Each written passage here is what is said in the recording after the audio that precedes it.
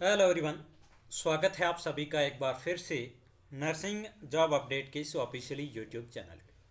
प्यारे साथियों, इंपॉर्टेंट की पॉइंट्स अपन डिस्कस कर रहे थे। प्रीवियस दो क्लासेज आपने अभी तक नहीं देखे तो ज़रूर देखें। बहुत इंपॉर्टेंट की पॉइंट अपने डिस्कस करे थे लास्ट प्रीवियस दो क्लास के अंदर। आज की क्लास नेक्स्ट रहने वाली है, थर्ड क्लास। बहुत इंपॉर्टेंट की पॉइंट आज की इस क्लास में अपन डिस्कस करने वाले हैं।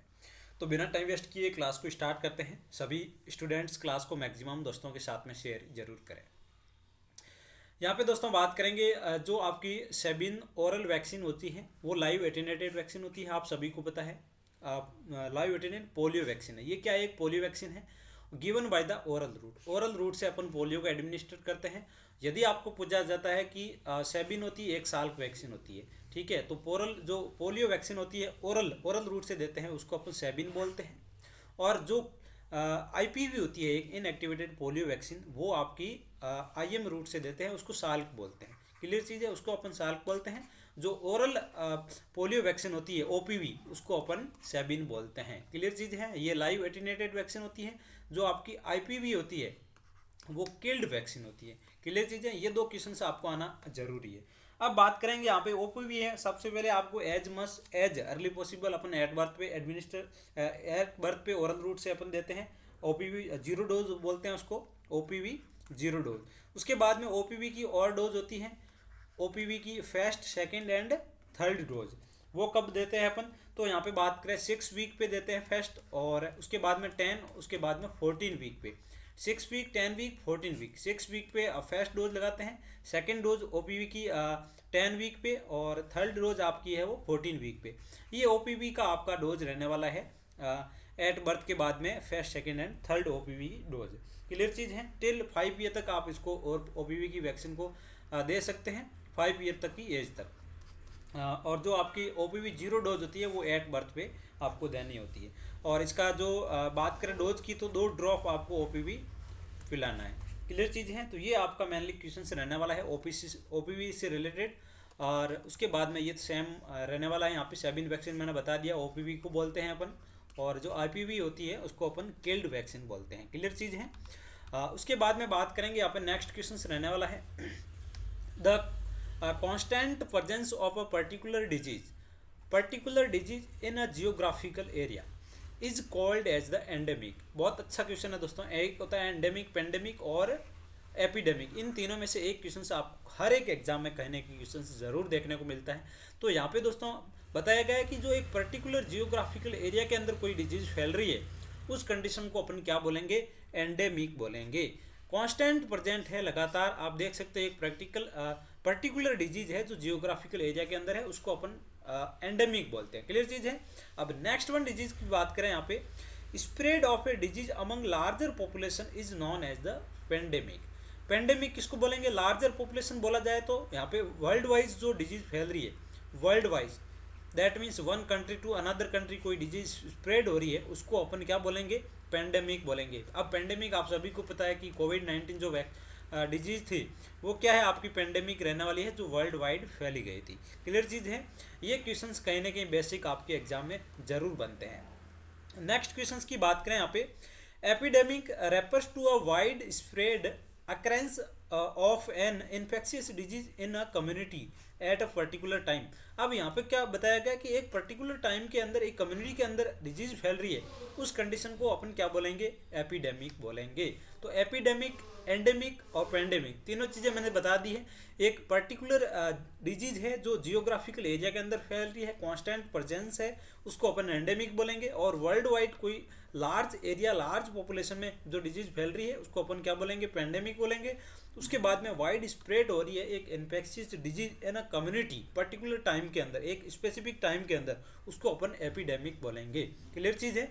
इन तीनों में से आपको एक क्वेश्चन जरूर देखने को मिलेगा। ये 5 स्टार की पॉइंट रहने वाले हैं। नेक्स्ट की पॉइंट रहने वाला है Mala N and Mala D both are oral contraceptive pills. दोस्तों बात करें यहाँ पे माला एन और माला डी है, दोनों क्या है? आपकी ओरल कॉन्ट्रासेप्टिव पिल्स रहने वाली है, ओसीपी है। ठीक है। Both have the same combination of the hormone. ये हार्मोन का सेम कॉम्बिनेशन यहाँ पे रहने वाला है। माला एन, माला डी दोनों ओरल कॉन्ट्रासेप्टिव पिल्स है। नेक्स्ट वन यहाँ पे बताया गया है कि Mala N is the distributed free of the cost by government, but Mala D sold under consumer market. दोस्तों आप सभी को पता है कि माला डी को बिल्कुल ही फ्री कर दिया गया है गवर्नमेंट के द्वारा, बिल्कुल फ्री ऑफ कॉस्ट आपको मार्केट के अंदर अवेलेबल होती है। उसके बाद में माला डी की बात करें तो इसकी आपकी कॉस्ट लगती है, ये मार्केट के अंदर आपको कॉस्ट से खरीदना पड़ता है, बट माला एन बिल्कुल ही गवर्नमेंट के द्वारा आपको फ्री ऑफ कॉस्ट कर दिया गया। क्लियर चीज़ है, ये बेसिक क्वेश्चन है और कहीं ना कहीं आपको CHOs के एग्जाम में जरूर पूछा जाता है कि ये माला एन है वो फ्री ऑफ कॉस्ट है या फिर कंज्यूमर मार्केट से आपको खरीदनी होती है, तो यहाँ पे आपका फ्री ऑफ कॉस्ट रहने वाली है माला एन। ये OCP है दोनों, ठीक है, ओरल कॉन्ट्रासेप्टिव पिल्स। उसके बाद में यहाँ पे क्वेश्चन नेक्स्ट वन रहने वाला है कि total contraceptive pills contain total 28 pills in which 21 is hormonal pills and 7 is the iron tablets. आप सभी को पता है कि जो आपकी ओरल कॉन्ट्रासेप्टिव पिल्स हैं, टोटल नंबर कितनी होती हैं, 28 पिल्स होती हैं। उसके अंदर बात करें तो आपकी 21 जो पिल्स होती है वो हार्मोनल पिल्स होती है, ठीक है, हार्मोनल। और उसके बाद में बात करें तो आपकी 7 पिल्स है वो आयरन की टैबलेट होती है, ठीक है, आयरन टैबलेट होती है। और जो आपकी हार्मोनल टैबलेट होती है वो 21 होती है और 7 आपकी आयरन होती है, तो 28 आपकी पिल्स होती है टोटल OCP की। ये बेसिक क्वेश्चन था। उसके बाद में rota virus vaccine is given by the oral route.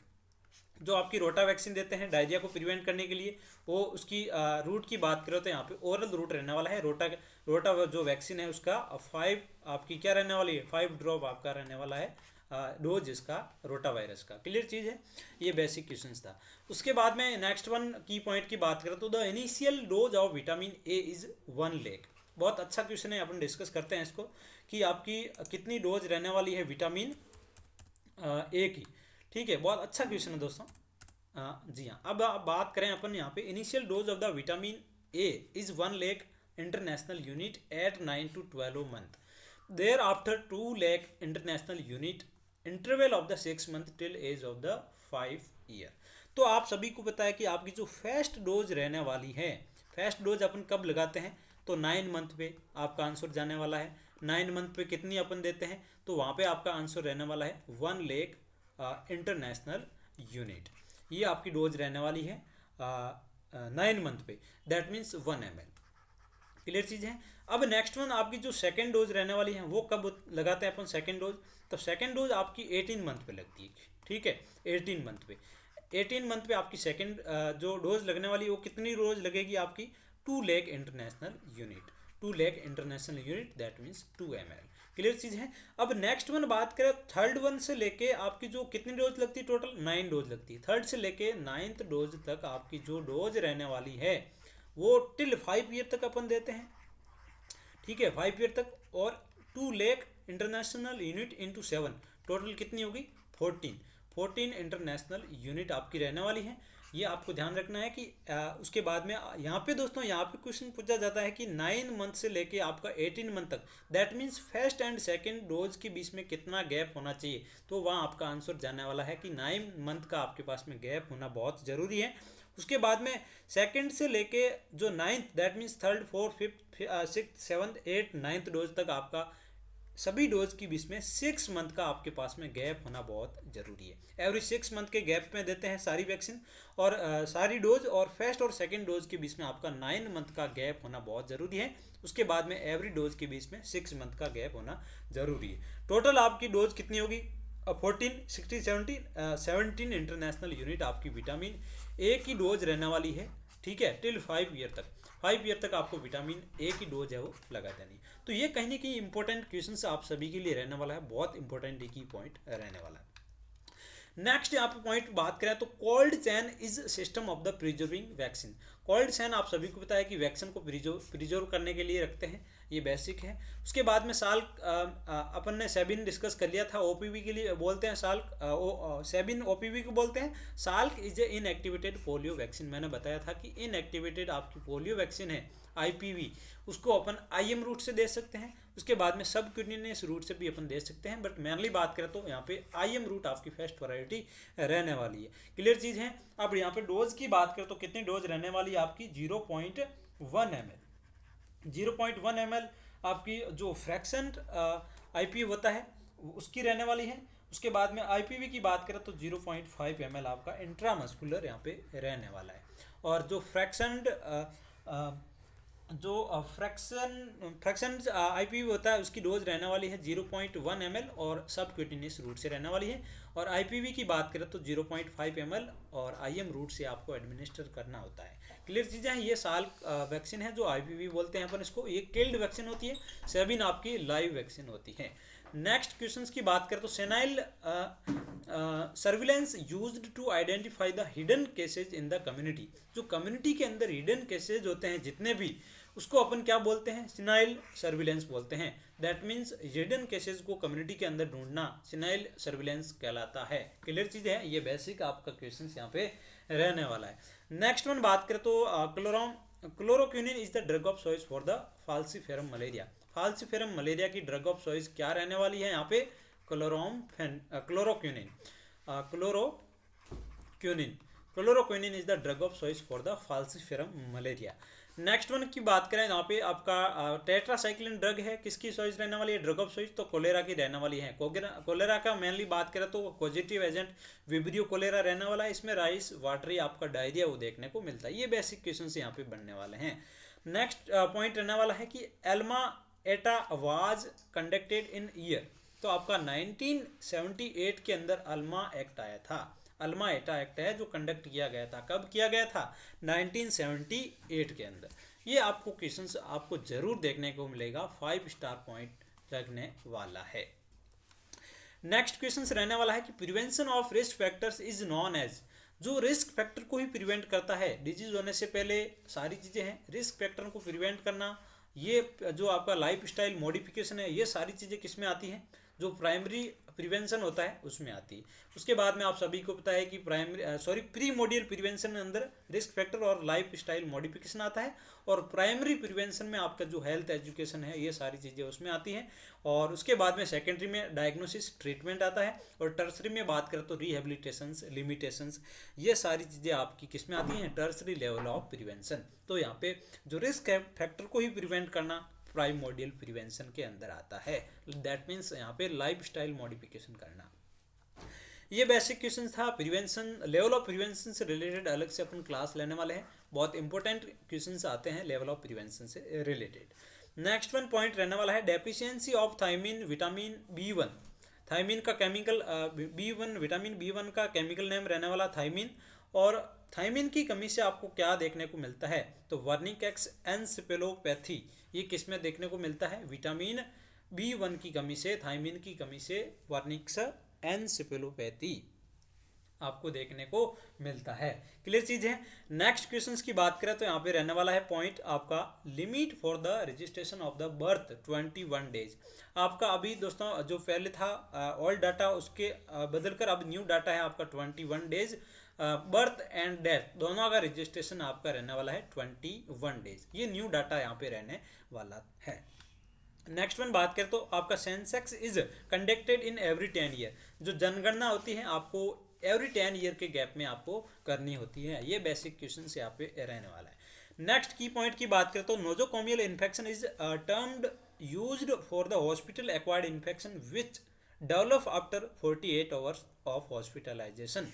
Hospitalisation के बाद में 48 घंटे के बाद में जो आपकी डिजीज होती है उसको अपन क्या बोलते हैं? नोजोकोमियल इन्फेक्शन, जो हॉस्पिटल के अंदर ही एक्वायर्ड होती है।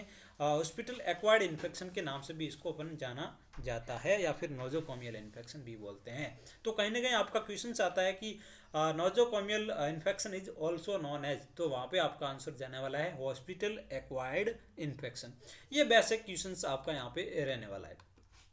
नेक्स्ट वन बात करें यहाँ पे recommended site for the DPT vaccine in infant is lateral aspect of thigh.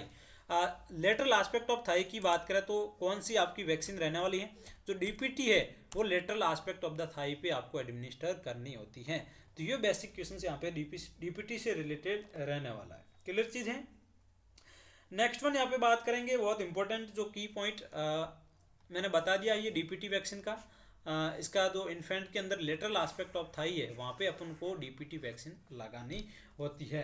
Next one quiz की बात करें तो बहुत इंपॉर्टेंट जो क्वेश्चंस हैं उसको अपन डिस्कस करने वाले हैं। नेक्स्ट की पॉइंट रहने वाला है first dose of measles vaccine is administered at 9th month. दोस्तों विटामिन A और जो मीजल्स है उससे हम दोनों 9 मंथ पे लगाते हैं। पर ये बेसिक क्वेश्चंस आपके यहाँ पे रहने वाला है मीजल्स वैक्सीन से रिलेटेड। अब मीजल्स की बात करें तो इसकी डोज कितनी रहने वाली है मीजल्स की, तो 0.5 ml, जो 5 ml आपकी डोज रहने वाली है मीजल्स की। और उसके बाद में रूट की बात करें तो आपका सब क्यूटेनियस रूट यहाँ पे रहने वाला है, ठीक है। अब साइड की बात करें तो anterior lateral side of mid left thigh पे आपको एडमिनिस्टर करना होता है। क्लियर चीज है, anterior lateral side of the mid left thigh, ये यहाँ पे साइड रहने वाली है किसकी, मीजल्स वैक्सीन की। और 0.5 ml इसकी डोज रहती है। और सब क्यूटेनियस आपका यहाँ पे रहने वाला है रूट। मीजल्स को किस में डाइल्यूट करते हैं, तो डिस्टल वाटर के अंदर अपन क्या करते हैं, इसको डाइल्यूट करते हैं। मीजल्स हमेशा पाउडर फॉर्म के अंदर आती है, ठीक है। और गिवन की बात करें तो 5 ईयर के अंदर अंदर आपको एडमिनिस्टर करनी है। आपकी जो फर्स्ट डोज की बात करें तो 9 मंथ के अंदर अपन एडमिनिस्टर करते हैं। बट मैक्सिमम बात करें तो given till 5 year of the age, 5 साल तक अपन मीजल्स को लगा सकते हैं। ये बेसिक क्वेश्चन था मीजल्स से रिलेटेड।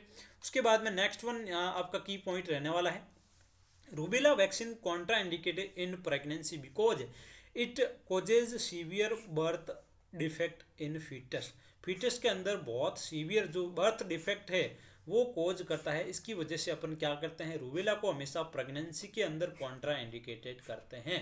प्रेगनेंसी में रूबेला वैक्सीन कभी भी एडमिनिस्टर्ड नहीं की जाती है। Contraindicated in pregnancy because cause of the severe birth defect, foetus के अंदर सीवियर बर्थ डिफेक्ट कोज कर देता है इसकी वजह से। उसके बाद में नेक्स्ट की पॉइंट रहने वाला है, reconstituted measles vaccine is should be use within 3 hours. 3 hours के अंदर अंदर आपको जो मीजल्स की वैक्सीन है उसको अपन यूज करना होता है। ये बेसिक जो पॉइंट यहाँ पे रहने वाला है। तो आज की इस क्लास में बहुत इंपॉर्टेंट की पॉइंट अपन ने डिस्कस किए हैं। और भी बहुत शानदार क्लासेज आपको डेली मिलती रहेगी, तो चैनल के साथ में जुड़े रहें और चैनल को सब्सक्राइब जरूर करें दोस्तों। और क्लास को कंटिन्यू देखें आप डेली। प्रीवियस 2 क्लासेज आपने नहीं देखी है तो आप जरूर जाके लिंक आपको डिस्क्रिप्शन में दे रखा है, वहाँ से जाके चेक करें। 1 to 2 क्लासेस जरूर देखें, मैं लिंक आपको डिस्क्रिप्शन में दे दूंगा दोनों का प्लेलिस्ट का। क्लियर चीज़ है, मिलते हैं नेक्स्ट और इन्फॉर्मेटिव धमाकेदार क्लास के साथ में। तब तक आप सब लोग स्वस्थ रहें, मस्त रहें। Thank you so much.